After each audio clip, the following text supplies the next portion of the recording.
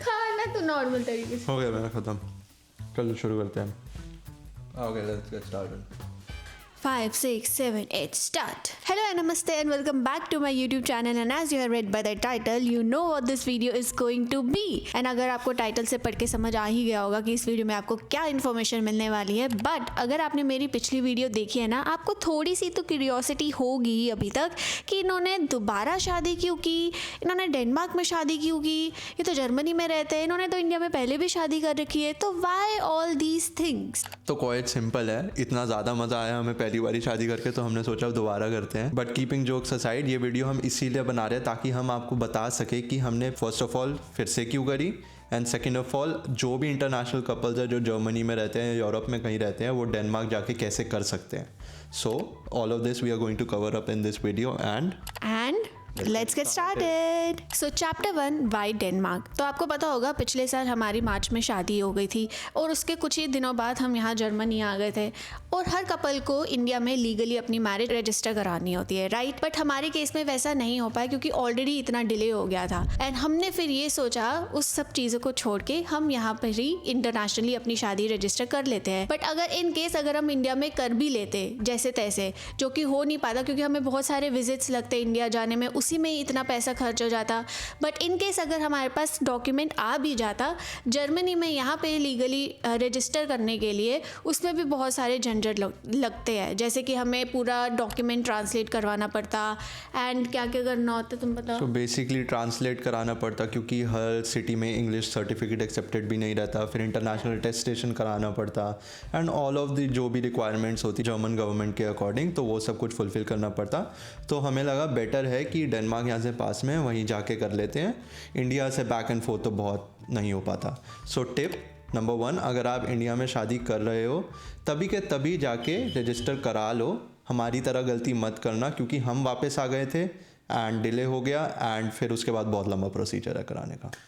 And आप अगर आप ये भी सोच रहे होगे कि हमने जर्मनी में ही क्यों नहीं रजिस्टर कराया, क्योंकि जर्मनी में खुद इतने सारे लंबे प्रोसीजर्स है, इट्स टू कॉम्प्लिकेटेड। एंड यहाँ पे हमने जितने भी कपल से बात करी है ना जो कि यहाँ पे रहते हैं, उन सब ने हमें यही एडवाइस किया कि आप डेनमार्क में जाके करो। एक तो डेनमार्क का जो हमें जो डॉक्यूमेंट मिलता है वो यहाँ पे भी एप्लीकेबल है, एंड देन अगर इंडिया में उसको एप्लीकेबल कराना है तो बहुत सिंपल प्रोसेस है, सिंपल प्रोसेस है, ट्रांसलेट वगैरह कुछ नहीं कराना। उस जो हमें सर्टिफिकेट मिलता है मैरिज सर्टिफिकेट, वो उसमें इंग्लिश में भी लिखा होता है, डैनिश में भी लिखा होता है एंड जर्मन में भी लिखा होता है। तो जर्मनी में भी ट्रांसलेट नहीं कराना, इंडिया के लिए इंग्लिश में भी नहीं कराना, बस अटेस्टेशन कराना है, वो बाय पोस्ट हो जाता है, तो वो बहुत ईजी प्रोसेस है। So that's why this is the only reason we chose Denmark, and that's why we are now legally married. Now chapter 2 process, ये उन लोगों के लिए बहुत इंटरेस्टिंग होने वाला है जो सच में करना चाहते हैं, या फिर नॉलेज के लिए भी अच्छा है कि अगर आप जर्मनी में रहते हो या फिर यूरोप में रहते हो तो आप कैसे डेनमार्क में जाके शादी कर सकते हो। तो प्रोसेस टू बी ऑनेस्ट 2 तरीके हैं करने के, या तो इस चीज़ की एजेंसीज भी हैं, आप खुद जाके उन एजेंसीज से बात कर लो, या फिर सेकेंड तरीका है आप खुद ऑनलाइन एप्लीकेशन करके रजिस्टर करा सकते हो। फर्स्ट मैं उन लोगों के लिए रिकमेंड करूँगा जिनका थोड़ा सा कॉम्प्लिकेटेड सिनेरियो है, या फिर उनको लीगल वर्क में नहीं पढ़ना, या फिर व्हाटएवर रीज़न आपके पास टाइम नहीं है। वैसे काफ़ी सिंपल प्रोसेस है, एजेंसी आपसे वैसे ही 700-800 यूरो ले लेगी एक ऑनलाइन फॉर्म भरने का। हमें उस झंझट में नहीं पड़ना था क्योंकि हमने खुद भी काफ़ी रिसर्च करी। But also another reason why we are making this video, क्योंकि जब शिवम रिसर्च कर रहा था इसके बारे में, बहुत ही कम रिसोर्सेज थे ऑनलाइन, बहुत कम वीडियोस थे जहाँ से हमें हेल्प मिल पाए। तो हमने मतलब इसी ने ही मोस्टली इतने सारे लिंक्स वगैरह छोड़ के झाड़ के बहुत ही एकदम रिसर्च करके फिर हमें पता चला कि the process is simple, quite simple forward, and then he will tell you what we did. तो आपको सबसे पहले अगर डेनमार्क में शादी करनी है, आपको एजेंसी ऑफ फैमिली लॉ से अप्रूवल चाहिए होता है, उसका लिंक डिस्क्रिप्शन में है, आप वहाँ जाओ, अपना रजिस्टर करो नॉर्मली फ़ोन नंबर से एंड ईमेल आईडी से, and then you have to fill up a form जिसमें जैसे फॉर एग्जांपल कपल है तो मैं मेन पार्टनर हूँ, ये सेकंड पर्सन है इन दैट पार्टनरशिप, तो मैं मेन पर्सन हूँ जो मैं अपने नाम से फॉर्म भरूँगा। उसमें I will give my details कि मैं कौन हूँ, मेरा पासपोर्ट, आईडी, डॉक्यूमेंट्स पे अभी हम आएंगे, मैं लिस्ट दूंगा पूरा, बट आपको बेसिक इन्फॉर्मेशन भरनी है, आप कहाँ रहते हो एंड वॉट एवर, एंड आपके पार्टनर की भी कुछ डिटेल्स भरनी है। फिर जब आप एक बारी वो फॉर्म फिल कर दोगे तब एक लिंक जाएगा आपके पार्टनर की ईमेल आईडी पे, जो उसको एंड से भी अपनी इन्फॉर्मेशन वेरीफाई करनी है एंड एक्स्ट्रा इन्फॉर्मेशन भरनी है, एंड फिर जब वो सेंड क्लिक करेगी तब आपकी एप्लीकेशन ऑफिशियली सबमिट होगी। सो दोनों पार्टनर्स को अपने एंड पे इन्फॉर्मेशन भरना है। हमारे केस में तो शिवम ने ही अपना भी भरा एंड देन वो जैसे Site इसने पे ये मेंशन बैठी थी। किया, हाँ। मैं साइड पे बैठी थी कंफर्म करने के लिए सारी इन्फॉर्मेशन। तो जैसे ये बोल रहा है कि दूसरे पार्टनर को फिर ईमेल आती है, तो वो एक मेरे ईमेल आईडी पे मेरे को एक लिंक आया था जो कि इसी ने ही भरा था। I was just sitting there verifying all the information, all the spelling mistakes. Because एक और चीज़ बोलना चाहूँगी, हमारे केस में तो आई थिंक हमने बहुत मेहनत करी थी सारे डॉक्यूमेंट्स अपलोड करने में एकदम करेक्टली, बट हमने बहुत सारे केसेस सुने हैं कि जिनका रिजेक्ट भी हो गया है। So please listen till the end. हम जो भी चीज़ें आपको बता रहे हैं, specially how we uploaded the documents, all of this listen carefully, this is gonna be very helpful. जब आप एप्लीकेशन सबमिट करोगे, दे आर लीगली मैंडेटेड कि मतलब उनको लीगली 5 दिन में आपको आंसर करना ही करना है। इन केस आपका कोई डॉक्यूमेंट ढंग से अपलोड नहीं हुआ या कुछ गलती हो गई, वो डिले में चला जाएगा, फिर आप 3-4 महीना वेट करते रहना। तो अगर आप चाहते हो एक बार में अप्रूव हो जाए तो इन चीज़ों पे ध्यान देना। सिंपल है, छोटी छोटी बातें हैं जिन पे ध्यान देना है, बट डुएबल है, एजेंसी की नीड पड़ती नहीं है। Coming back to the process, आपको फॉर्म भरना है। डॉक्यूमेंट्स में आपको क्या क्या लगेगा? सबसे पहले पासपोर्ट एंड रेजिडेंस परमिट, क्योंकि आपका शेनिगन एरिया में लीगली स्टे होना चाहिए कि आप लीगली एंटर कर सकते हो डेनमार्क में। सेकेंड डॉक्यूमेंट जो लगेगा वो है शेयर्ड रेजिडेंस। तो जो अगर आप जर्मनी में रहते हो, जो आपका स्टार्ट अनमेल्डिंग है, सिटी रजिस्ट्रेशन सर्टिफिकेट है, दोनों का आप सबमिट कर सकते हो। एक PDF बना देना, जैसे जहाँ पे शेयर्ड रेजिडेंस अपलोड करना है वहाँ पे एक PDF बनाना, दोनों के सर्टिफिकेट उसमें डाल देना। Passport and IDs is the most difficult part to upload in the whole process. सबसे ट्रिकी वही है। क्यों? क्योंकि उनको चाहिए, लिखा होता है स्कैंड कॉपीज़, मगर अगर आप वेबसाइट पे जाओगे, मैं नीचे लिंक भी अटैच कर रहा हूँ, एक तरीका है फ़ोटोज़ को स्कैन करने का। And by scan they mean कि पासपोर्ट की फ़ोटो खींचनी है, ID की फ़ोटो खींचनी है। फ़ोटो कैसे खींचनी है? हर पेज की, आपके पासपोर्ट का कवर, उसका फर्स्ट पेज जहाँ पे नेशनल एम्बलम होता है, फिर आपका डेटा का पेज, इनफैक्ट खाली पेजेस की भी आपको फ़ोटो खींच के अपलोड करनी है, कुछ नहीं छोड़ना। A to Z, मैं इस पे ज़्यादा और नहीं मतलब बोल सकता। A to Z आपके पासपोर्ट का कोई कोना नहीं छूटना चाहिए। जो आपको फ़ोटो खींचनी है, फ़ोटो में कोई फिंगर नहीं दिखनी चाहिए, कुछ रिफ्लेक्शंस नहीं होनी चाहिए, मतलब क्लियर फ़ोटो जिसे कहते हैं, क्लियर फ़ोटो होनी चाहिए। मैं फिर से कह रहा हूँ, क्लियर फ़ोटो होनी चाहिए। जो आपके डेटा पेजेस हैं उसकी सिर्फ एक फ़ोटो नहीं कि आपने बस ऊपर से खींच दी, हो गया, नहीं। जहाँ पे भी आपका डेटा मेंशन्ड है, जैसे फ्रंट पेज होता है और बैक पेज होता है, या फिर कहीं पे वीज़ा स्टैम्प से आपके, उनके अलग अलग एंगल से खींचनी है। Top angle, front angle, side angle, मतलब हर एंगल से खींचनी है। मैं आपको एक कुछ एग्जांपल देती हूँ कि suppose this is your passport, ऐसे बुक खुलती है आपकी, ठीक है, आपका ये फ्रंट पेज है जिसपे आपके सारे इंफॉर्मेशन आपकी। तो एक तो आपको ऊपर से तो लेनी ही है, ठीक है, फिर आपको इस एंगल से लेनी है एकदम फ्रंट से, फिर आपको इस कोने से लेनी है, ठीक है, इस कोने से लेनी है, सारे कोनों से लेनी है। हाँ। जो मैं नीचे लिंक डिस्क्रिप्शन में बोल रहा हूँ, वहाँ पे एग्जाम्पल दे रखा है उन्होंने, जो डैनिश ऑफिस है उन्होंने अपलोड करा है एग्जाम्पल कैसे आपको अपलोड करनी है फ़ोटोज़। तो प्लीज़ ये सारी फ़ोटोज़ खींचना। कुछ अगर आपका 40 पेजेस का पासपोर्ट है तो आप 55 के अराउंड फ़ोटोज़ हो जाएंगी। उन सारी फ़ोटोज़ को एक PDF में डालना और वो PDF अपलोड करना। तो अभी तक जो डॉक्यूमेंट्स हमने मेंशन करे, passport, residence permit, city registration, उसके अलावा आपको कुछ देने हैं प्रूफ ऑफ रिलेशनशिप, जिसमें उन्होंने मेंशन कर रखा है उनको क्या क्या चाहिए। सबसे पहला है हाउ यू मेट। उनको एक वहाँ पे एक बॉक्स होगा, वहाँ पे आपको छोटी सी डिस्क्रिप्शन भी भरनी है एंड उसको PDF फॉर्म में भी अटैच कर सकते हो। तो मैंने PDF फॉर्म में अटैच करा था, कुछ नहीं था उसमें, बस एक 4-5 लाइन की डिस्क्रिप्शन थी, हम कब कहाँ मिले थे, कैसे जानते हैं एंड वॉट एवर। उसके बाद आता है फ़ोटो डॉक्यूमेंटेशन। उसमें जैसे हम एक दूसरे को 2018 से या 2017 से जानते हैं, हमने फॉर्म में भी भरा है, मेंशन करा है, तो उनको कुछ फ़ोटोज़ चाहिए over the years of your relationship. तो जैसे मैंने हमारे कॉलेज टाइम की डाली थी, फिर जब हम घूमने गए थे वहाँ की डाली थी, हम दोनों के साथ रहने की, नॉर्मल डे की फ़ोटोज़, मतलब आप कुछ ग्रुप फ़ोटोज़ भी डाल सकते हो फ्रेंड्स की, बट आप दोनों की सबसे ज़्यादा फ़ोटोज़ होनी चाहिए। ये कुछ 3-4 पेजेस की PDF थी with time stamp, description and time stamps की, आप दोनों की। फिर आता है प्रूफ ऑफ कम्युनिकेशन।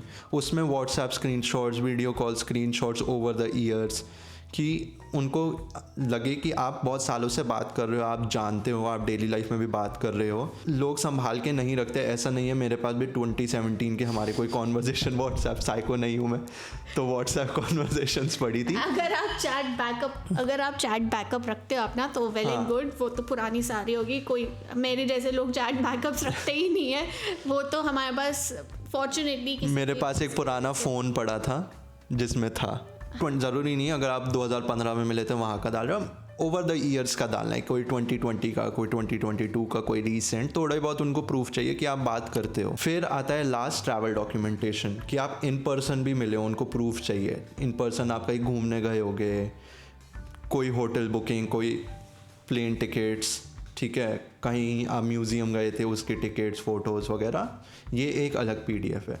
तो ये 4-5 PDFs है जो आपको प्रिपेयर करनी है एंड अपलोड करनी है। ये सारे डॉक्यूमेंट्स प्रेप करने में ही थोड़ा सा टाइम जाता है, यही मुश्किल पार्ट है, और कुछ मुश्किल पार्ट नहीं है इसके अलावा। एंड अगर आप एजेंसी के थ्रू भी जाओगे, वो भी आपसे ये सब चीज़ें मांगेंगे, तो उसके लिए भी आपको ये सब चीज़ें इकट्ठी तो करनी पड़ेगी। तो अगर आपके पास सही में टाइम नहीं है करने का, इन सब झंझटों में नहीं पड़ना है सारा फॉर्म फिल करने के, then it's up to you. Agency के लिए 600-700 जितने भी, आई डोंट नो क्या प्राइस, 800 यूरोज़ के आसपास, 800 विच इज़ लाइक 85,000 रुपीज़ में।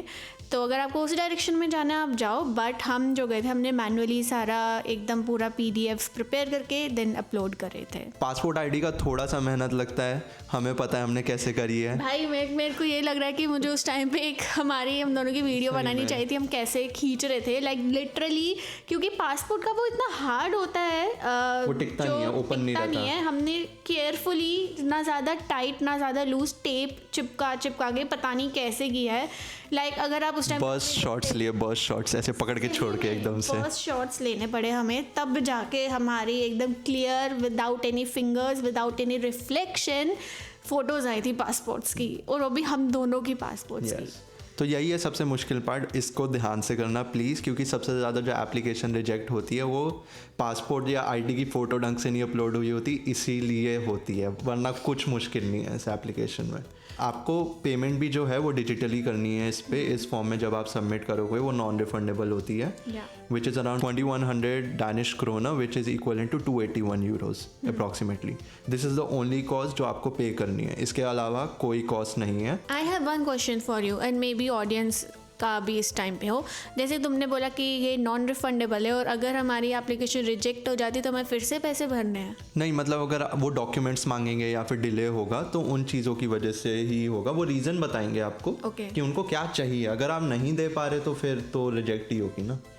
एक और डॉक्यूमेंट होता है जिसमें हमसे नहीं मांगा, ना हमारे फॉर्म में था, जब मैं रिसर्च कर रहा था तब लिखा था कि ये चाहिए रहेगा, मगर हमारे केस में नहीं चाहिए था। मे बी रूल्स बदल गए हैं, या फिर जब आप भर रहे होगे मे बी इस डॉक्यूमेंट की फिर से रिक्वायरमेंट हो, which is proof that you are not married before. ठीक है, तो इसके लिए आप, जितना मैंने रिसर्च करा, आप जो सिटी रजिस्ट्रेशन सर्टिफिकेट होता है उसका एक एक्सटेंडेड वर्जन होता है जो आप यहाँ पे सिटी ऑफिस से जाके निकलवा सकते हो, तो वो एप्लीकेबल होता है इसके लिए, क्योंकि उसमें आपका लीगल मैरिड स्टेटस लिखा आ रहा होता है कि सिंगल हो या वो हो। अगर आप नॉर्मल सिटी रजिस्ट्रेशन फॉर्म देखोगे तो वहाँ नहीं लिखा होगा, वो एक्सेप्टेड होता है, तो आप वो निकलवा सकते हो। हमारे केस में नहीं चाहिए था, ना हमने निकलवाया। आप पहले देखना क्या क्या फॉर्म्स मांगे जा रहे हैं, उस हिसाब से प्रिपेयर करना, क्योंकि आप एज अ ड्राफ्ट अपना फॉर्म सेव कर सकते हो।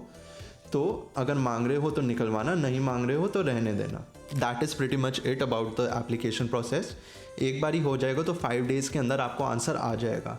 हमारे केस में ईमेल आई थी, ठीक है, जिस पे लिखा था कि आपका अप्रूव हो गया है, एंड ये जो अप्रूवल है ये 5 मंथ्स तक वैलिड होता है। इस 5 मंथ्स में आपको जाके शादी करनी है। एक चीज़ जो मुझे और याद आई, जो म्यूनिसिपैलिटी है जहाँ पे आप शादी करना चाहते हो जिस सिटी में जाके, वो आपको इस फॉर्म में पहले ही भर के देना होता है, तो वो रिसर्च भी आपको करके रखनी पड़ेगी। आप कहाँ जाके शादी करना चाहते हो, कोपनहेगन में करना चाहते हो या फिर हमने एरो में जाके करी थी, तो आपको वो रिसर्च करना होगा, क्योंकि हर म्यूनिसिपैलिटी का तरीका थोड़ा सा अलग होता है कि वो किन डेट्स पे कराते हैं, किन टाइम्स पे कराते हैं, कौन सा सिटी आपके जैसे बर्लिन से रीचेबल है, आपकी सिटी से कौन सी जगह ज़्यादा इजीली रीचेबल है, वो आपके हिसाब से आपको रिसर्च करना होगा। हम एरो का रिव्यू दे सकते हैं जो कि नेक्स्ट चैप्टर है, so let's jump into that now. So chapter 3 है मुबारक हो। आपकी शादी की डेट आ चुकी है। सो डेट नहीं, टू बी ऑनेस्ट अप्रूवल आ चुका है। Kind of. तो आपकी ईमेल पे अप्रूवल आ चुका है, अप्रूवल लेटर आ चुका है। Now what you have to do is, जिस कम्यून का आपने नाम दिया था, कम्यून मतलब वहाँ पे डेनमार्क में बोलते हैं बेसिकली म्यूनिसिपैलिटी का जो आपने नाम दिया था, आपने उनको ईमेल लिखना है कि हमारा अप्रूवल आया है। आपको भी एजेंसी ऑफ फैमिली लॉ ने इलेक्ट्रॉनिकली कम्युनिकेट करा होगा। तो अब आगे का प्रोसेस बता दो हमें कि कैसे करना है। तो कम्यून आपको रिप्लाई करेगा, जनरली जल्दी रिप्लाई आ जाता है। एरो के केस में हम बता सकते हैं काफ़ी जल्दी रिप्लाई आ जाता है। आपको डेट चूज़ करनी है, हमारे पास ये डेट्स अवेलेबल है, अब आप बता दो आप किस दिन आ सकते हो।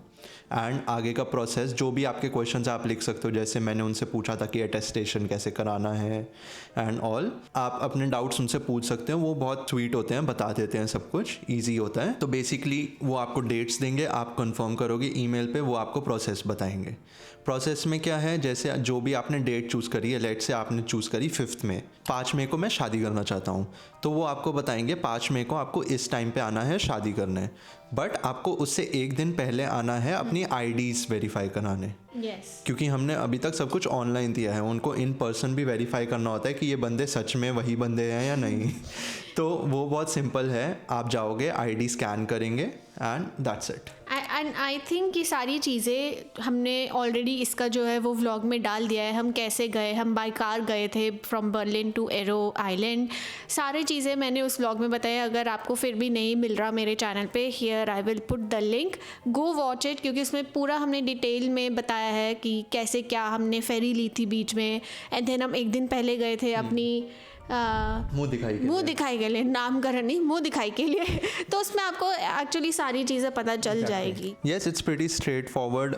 एप्लीकेशन फॉर्म भरना स्ट्रेट फॉरवर्ड है, डॉक्यूमेंट्स प्रिपेयर करना भी स्ट्रेट फॉरवर्ड है, आपको पता है क्या करना है, बस थोड़ा सा फिजिकल लेबर करना है आपको उस चीज़ के लिए। फीस जो आपने ऑनलाइन पे कर दी सिर्फ वही फीस है जो आपको देनी है। म्यूनिसिपैलिटी अलग से कोई फीस नहीं मांगता आपसे, इनफैक्ट एक्स्ट्रा कॉपीज और सर्टिफिकेट के लिए भी कोई फीस नहीं है। आपकी जिस दिन शादी आप उनसे कह सकते हो मुझे एक्स्ट्रा कॉपीज चाहिए, तो वो फ्री ऑफ कॉस्ट दे देते हैं, एटलीस्ट एरो वाले तो दे देते हैं। एंड एरो बहुत अच्छी जगह है, आप डेफिनेटली वहाँ जाके कर सकते हो। अगर आपको कोई भी डाउट्स हैं, आप कुछ बोलना चाहते हैं कि मेरे ब्लॉग में देख लो, जो कि मैंने लिंक किया हुआ है, उसमें आपको दिखेगा कि कितना सुंदर है एरो आइलैंड। यस, मतलब हम तो फिर से जाना चाहेंगे वहाँ पे क्योंकि बहुत सही जगह है।